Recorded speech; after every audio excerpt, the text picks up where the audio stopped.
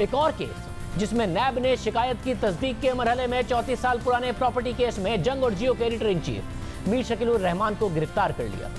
उन्हें गिरफ्तार किए हुए 118 दिन हो गए हैं। उनके खिलाफ ट्रायल चल रहा है। लाहौर हाई कोर्ट में उनकी दरख्वास्त जमानत बार बार इल्तवा का शिकार होती रही। फिर उसके बाद ये केस 2 रुकनी बेंच के सामने लगा। जस्टिस सरदार अहमद नईम और जस्टिस फारूक हैदर ने 2 दिन तक मीर शकील उर रहमान की दरख्वास्त जमानत की समाअत की, जिसमें मीर शकील उर रहमान के वकील अमजद परवेज ने दलाइल दिए और मौका अख्तियार किया कि मीर शकील उर रहमान के खिलाफ दायर रेफरेंस को भी जमानत की दरख्वास्त में रिकॉर्ड का हिस्सा बना दिया गया है। रेफरेंस में एक भी लफ्ज ऐसा नहीं जो ये साबित करता हो कि मीर शकील उर रहमान करप्शन के मुर्तकिब हुए हैं। रेफरेंस में उस वक्त के वजीर आला नवाज शरीफ और उस वक्त के DG LDA और डायरेक्टर लैंड पर इख्तियारात के तजावुज का इल्जाम है, मगर तमाम मुल्जिमान के वारंट गिरफ्तारी जारी नहीं किए गए और उन्हें गिरफ्तार भी नहीं किया, जबकि मीर शकील उर रहमान को गिरफ्तार करके इम्तियाजी सलूक किया गया है। अमजद परवेज ने अदालत को बताया कि मीर शकील उर रहमान के पास कभी कोई सरकारी ओहदा नहीं रहा और ना ही इस बात का सबूत है कि उन्होंने किसी पब्लिक ऑफिस होल्डर से कोई जाती फायदा उठाया हो। नैब ने बेबुनियाद और झूठे मुकदमे में मीर शकील उर रहमान को गिरफ्तार किया है। अमजद परवेज ने केस के हवाले से दलाइल देते हुए कहा कि मोहम्मद अली नामी शहरी की जमीन जौहर टाउन फेज 2 बनाने के लिए ली गई। उनके 7 बुरसा ने मीर शकील उर रहमान के साथ सेल्स एग्रीमेंट किया। 22 मई 1983 को उसे रजिस्ट्रार के पास रजिस्टर्ड करवाया गया। फिर 4 जून 1986 को मीर शकील उर रहमान ने DG LDA को अबूरी डेवलपमेंट के लिए दरख्वास्त दी।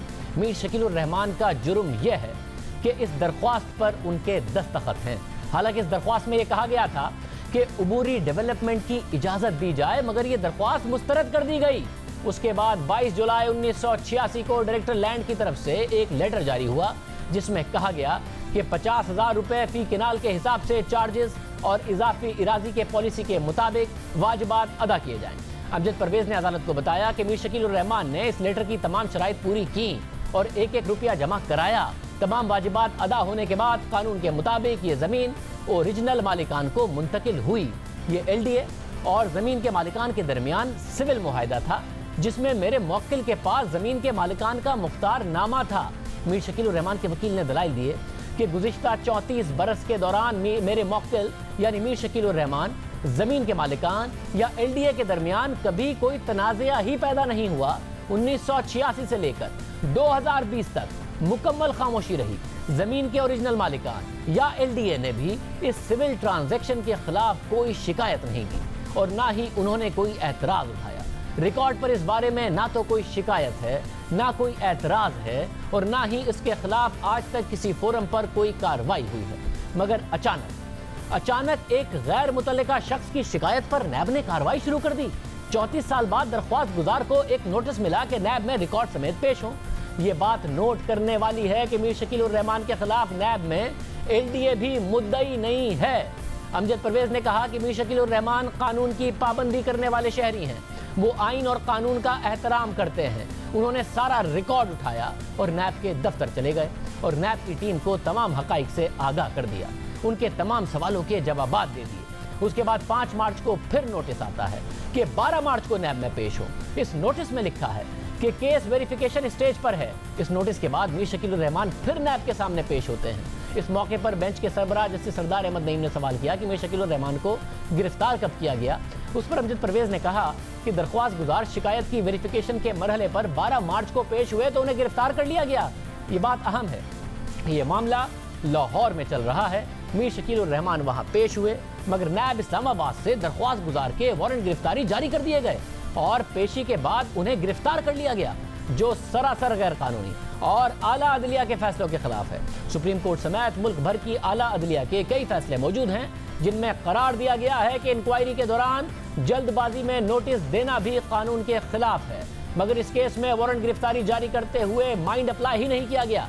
अमजद परवेज एडवोकेट ने अदालत को बताया कि रेफरेंस में जौहर टाउन में 54 केनाल जमीन के सिलसिले में एग्जेम्पशन पॉलिसी के खिलाफ वर्जी का इल्जाम लगाया गया है और मीर शकील उर रहमान पर कौमी खजाने को 143 मिलियन रुपए का नुकसान पहुंचाने का इल्जाम आयद किया गया है, मगर ऐसा कोई सबूत नहीं कि दरख्वास्त गुजार ने किसी अफसर को रिश्वत दी हो या किसी से रिश्वत ली हो। मीर शकील उर रहमान के खिलाफ तमाम कार्रवाई जल्दबाजी में, गैर कानूनी तौर पर, गैर मुनसिफाना तरीके से की गई। नैब की ऐसी कार्रवाइयों के खिलाफ सुप्रीम कोर्ट समेत मुल्क की आला अदलिया के दर्जनों फैसले मौजूद हैं। अमित परवेज ने कहा कि मीर शकील उर रहमान कभी पब्लिक ऑफिस होल्डर नहीं रहे और ऐसा कोई सबूत नहीं कि मीर शकील उर रहमान ने पब्लिक ऑफिस होल्डर से कोई जाती फायदा हासिल किया हो, इसलिए नैब ऑर्डिनेंस उन पर लागू नहीं होता। अमजद परवेज एडवोकेट ने दलाइल दिए कि इस केस में जिनके खिलाफ इख्तियारात से तजावुज़ का इल्ज़ाम लगाया है उनके वारंट गिरफ्तारी ही जारी नहीं किए गए। मरकजी मुलजिम को गिरफ्तार ना करना और मीर शकील उर रहमान को गिरफ्तार करना इम्तियाजी सलूक है। मरकजी और शरीक मुलजिमान को गिरफ्तार ना करना आइन के आर्टिकल 25 की खिलाफ वर्जी है। असद यार वली केस में भी सुप्रीम कोर्ट करार दे चुकी है कि इख्तियारात का जल्दबाजी में गैर मुनसिफाना इस्तेमाल गैर कानूनी है। अमजद परवेज एडवोकेट ने कहा कि 1997 से एक बहस चल रही है कि अगर एक जुर्म की जजा और सज़ा में दो मुख्तलिफ कवानीन के तहत फ़र्क हो तो कौन सा कानून लागू होगा। मौजूदा केस में भी एक जुर्म पर दो मुख्तलिफ कवानीन में मुख्तलिफ जजा और सज़ा है। अमजद परवेज ने कहा कि अगर दलाइल के लिए मान लिया जाए कि एग्जेम्पशन पॉलिसी की खिलाफ वर्जी हुई है तो तब भी ये नैब के दायरे इख्तियार में नहीं आता, बल्कि उस पर LDA का कानून लागू होगा क्योंकि वही असल कानून है। ये मामला नैब के दायरे इख्तियार में नहीं आता। मरीम नवाज के केस में भी दो कवानीन के इतलाक का नुक्ता था जिसमें अदालत ने मुलजिमा मरीम नवाज को जमानत पर रिहा करने का हुक्म दिया। मीर शकील उर रहमान के वकील अमजद परवेज ने दलाइल जारी रखते हुए कहा कि खुसूसी कवानीन की मौजूदगी में किसी भी केस में ट्रायल शुरू करने का इख्तियार रियासत को नहीं दिया जा सकता। मीर शकील उर रहमान के खिलाफ नैब ऑर्डिनेंस के तहत कार्रवाई नहीं हो सकती क्योंकि LDA का अपना कानून और अदालतें मौजूद हैं। अमजद परवेज एडवोकेट ने कहा कि मीर शकील उर रहमान को जब भी तलब किया गया वो पेश हुए। नैब ने भी ये नहीं कहा कि मुलजिम तलबी के बावजूद पेश नहीं हुआ। ऐसा शख्स जिसका घर यहाँ है, जो हर तलबी के नोटिस पर पेश होता रहा और शरीक मुलजिम गिरफ्तार ना हो तो उसके बारे में कहा जाए कि मुलजिम बैरून मुल्क फरार हो जाएगा।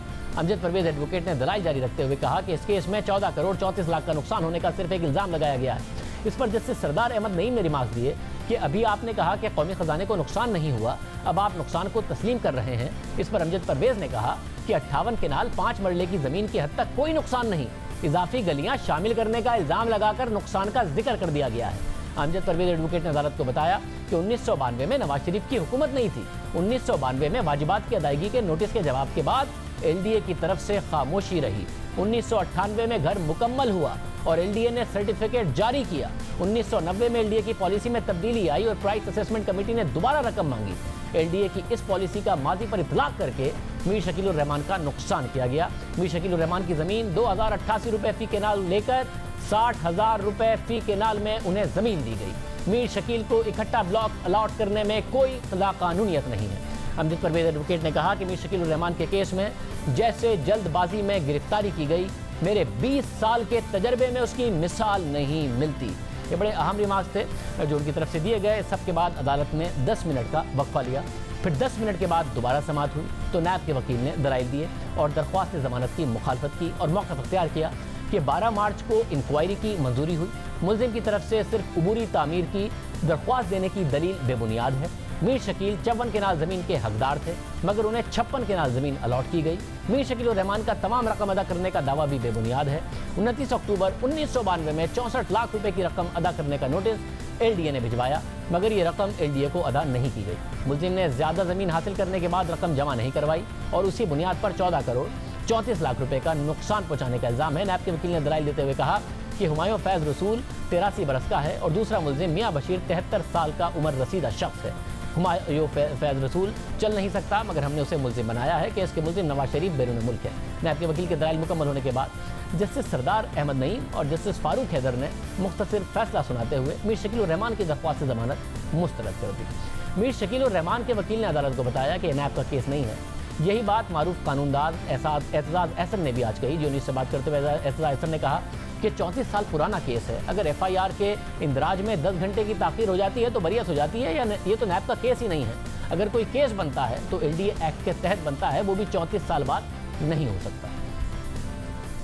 34 साल पुराना केस 10 घंटे FIR में ताख़ीर हो जाए तो जमानत क्या बरियत भी हो जाती है। वादियों नजर में प्राइमा फेसाई एक सिविल ट्रांजैक्शन से निकला है, एक दीवानी मुकदमा है।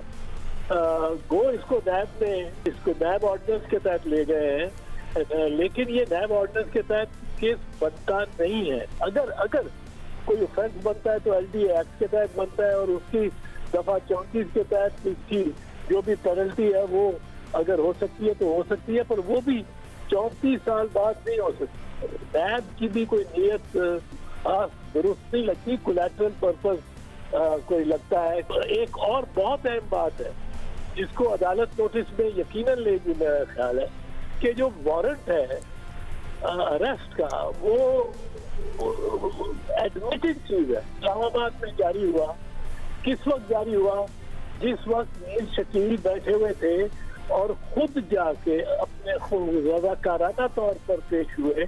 लेकिन नैब ने अभी इधर इंक्वायरी लाहौर में जारी है कि चेयरमैन नैब ने वारंट गिरफ्तारी जारी कर दी है।